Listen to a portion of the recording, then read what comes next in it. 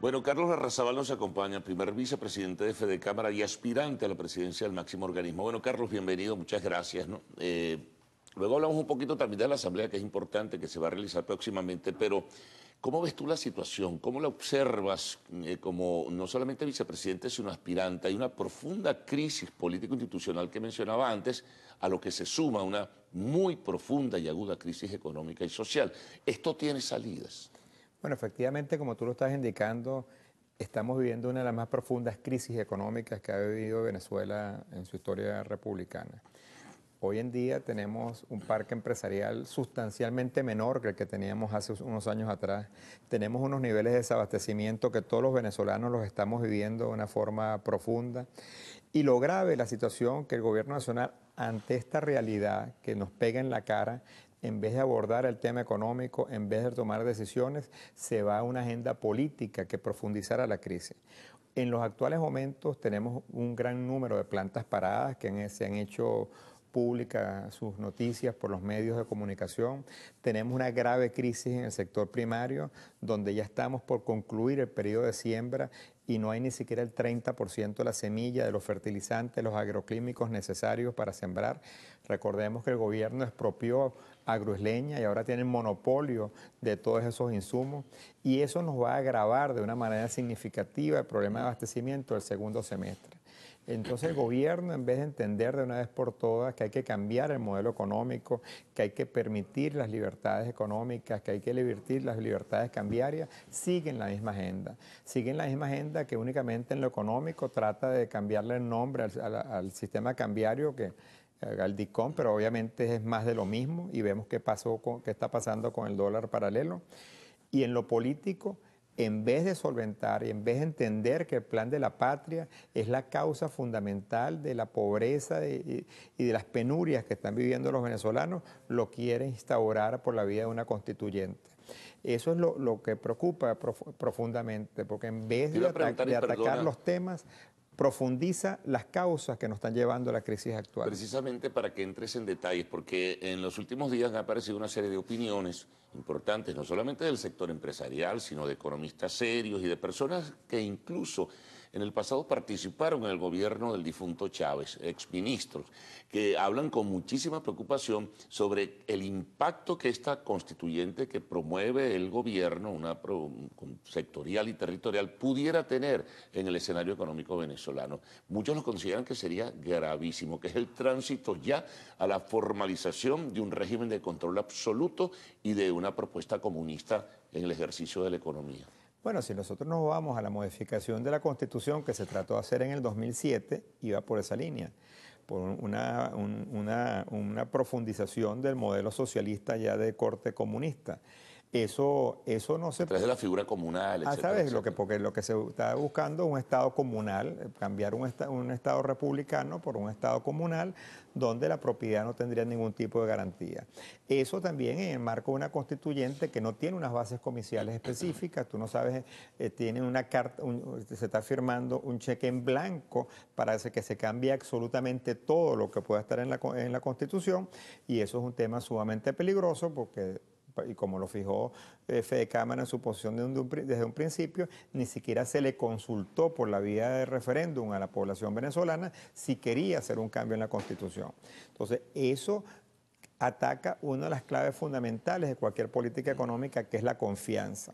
Si un país no genera confianza, si una economía no genera confianza, no hay inversión, no hay desarrollo, no hay creación de empleo, no hay creación de empleo dignos y bien remunerados. Y con estas políticas el gobierno ataca fuertemente la poca confianza, si es que nos queda algo de confianza en el país, y profundiza la grave situación económica que tenemos en la actualidad. La Asamblea Constituyente para nada va a solventar los problemas que están viviendo los venezolanos en la actualidad.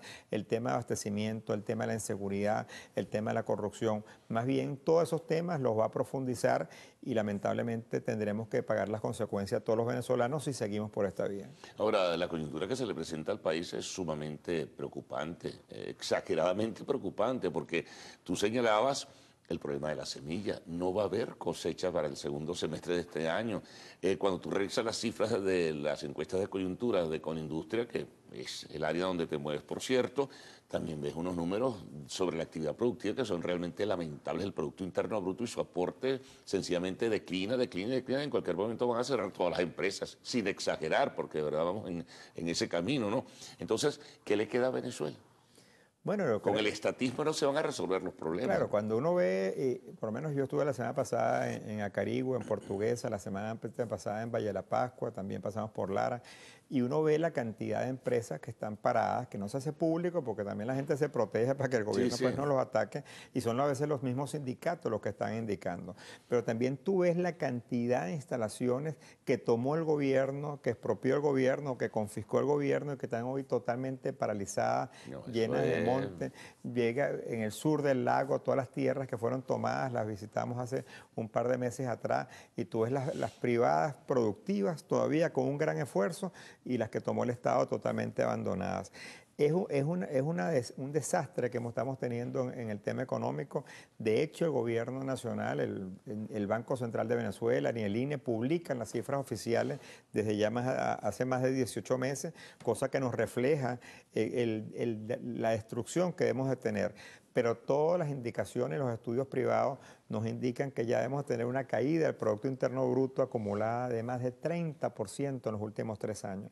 Una cifra impresionante de destrucción de capital, de trabajo, de esfuerzo, que no será imposible recuperarla, pero requerirá el trabajo fuerte de todos los venezolanos para poder maximizar el enorme potencial que tiene Venezuela. Ahora fíjate, en el terreno, vamos por un ejemplo fundamental, el abastecimiento nacional. De seguir las cosas así, más sumándosele que el gobierno o el Estado venezolano tiene responsabilidades sociales que asumir, no va a poder hacerlo porque la renta petrolera no le da. No va a poder importar todos esos productos para abastecer al mercado nacional. Y encima están los compromisos de la deuda externa. Amortización de capital y cancelación de intereses. ¿Qué va a pasar de Venezuela en esa situación? ¿De qué vamos a vivir? Es que lo trágico es que el gobierno nacional continúa la misma política que nos llevó hasta acá, de propiciar importaciones de productos terminados. Nosotros vemos que lo que se trae de bolsa... Hay un gran negocio detrás de todo eso. Bueno, pareciera, porque el gobierno, en vez de utilizar las pocas divisas que hay para traer insumos y materia prima, para darle semilla a los productores, para darle materia prima para todas las fábricas de Venezuela, se pone a traer productos mexicanos y panameños de quién sabe de dónde. Unas denuncias muy graves que hizo la Asamblea Nacional la semana pasada. Con unas denuncias y unos diferenciales cambiarios gigantescos. Entonces, eso es lo que pareciera que no hay interés de que la producción nacional prospere. ¿Cómo se puede entender que ante la crisis de abastecimiento que tenemos en la actualidad, algo tan sencillo como que el agricultor tenga la semilla para sembrar no se permita? Que no tenga los fertilizantes, cuando Venezuela era exportador de fertilizantes a través de Pequibén, cuando los agroquímicos, nosotros nos autoabastecíamos, buena parte de agroquímicos y los demás se traían a través de empresas nacionales. El gobierno tomó el monopolio de todo eso y ahora estamos viviendo las consecuencias. Y hay una gran preocupación, pero también hay un gran compromiso de los productores primarios y de los industriales y de los comerciantes de sacar el país adelante si las condiciones están dadas. Yo creo que el empresariado venezolano está comprometido con el futuro de Venezuela, está comprometido en solventar los problemas de abastecimiento que tienen los venezolanos, y lo único que pedimos es que nos dejen trabajar, que nos permitan las herramientas para trabajar, para producir, que la empresa privada es parte de la solución y no es parte del problema como el gobierno nos lo ha querido hacer ver. Ahora, esos llamados que hacen algunos ministros, algunos voceros del gobierno al empresariado, y hay algunos empresarios. ¿Cuáles son esos empresarios que participan en la actividad productiva que el gobierno tanto pondera y destaca? Bueno, los gremios formales... Van a las reuniones del Consejo Nacional de Economía Productiva, etcétera, pero ¿qué sale de allí? Claro, lo vimos el año pasado. Fíjate, en Fedecámara participan más de 200 cámaras activas. Participan 19 regiones del país donde hay empresa privada importante y 14 sectores. Esos son los que hacen vida cotidiana, desde la cámara más pequeña que tú puedas tener en un pueblo, una cámara de comercio, una cámara de productores, hasta las cámaras más representativas y más grandes. Ahí está el empresariado formal, serio, que no ha sido invitado a reuniones como lo hemos planteado en la Organización Internacional del Trabajo, en la asamblea que se está dando en Ginebra en estos momentos, y donde el gobierno no cumple el diálogo social. En estas instancias es donde el gobierno está obligado, según las normas internacionales, a tener un diálogo en lo económico, y por cierto, eso fue lo que la OIT en su asamblea la semana pasada le instó al gobierno, para que se establezca un diálogo social tripartito entre los trabajadores independientes y no independientes, entre los empresarios con el gobierno, de definir una política económica que genere empleo y que genere progreso y bienestar para todos los venezolanos. Para cerrar, Carlos, asamblea de Fede Cámaras, fechas, y tú aspiras a la presidencia, creo que eres el único aspirante por lo pronto. Sí, en la asamblea la tendremos el día 17 y 18 del mes de julio en la ciudad de Maracaibo. Me están acompañando un equipo en la primera vicepresidencia, Ricardo Cusano, es presidente del sector turismo con más de 17 años de experiencia en la actividad gremial. Aquiles Martínez Pietri, que fue presidente del sector inmobiliario, fue 5 años presidente del sector inmobiliario. Y en la tesorería me está acompañando también Fernando Cepeda, que es presidente de Fede Cámaras Bolívar, es presidente de la Cámara de Comercio de Ciudad Bolívar, una cámara centenaria con amplia experiencia en las regiones y en el sector comercial del país. Tú eres el único candidato. Hasta ahora en la comisión electoral nos hemos inscrito nosotros 4 únicamente, y hay espacio para que se inscriban hasta el 2 de julio. Bueno, estaremos pendientes también de los temas y la agenda y el que va a desarrollarse. Carlos, muchas gracias, muy amable por haber estado con nosotros. Nos vamos a una pausa y al regreso el segmento de arte y espectáculos.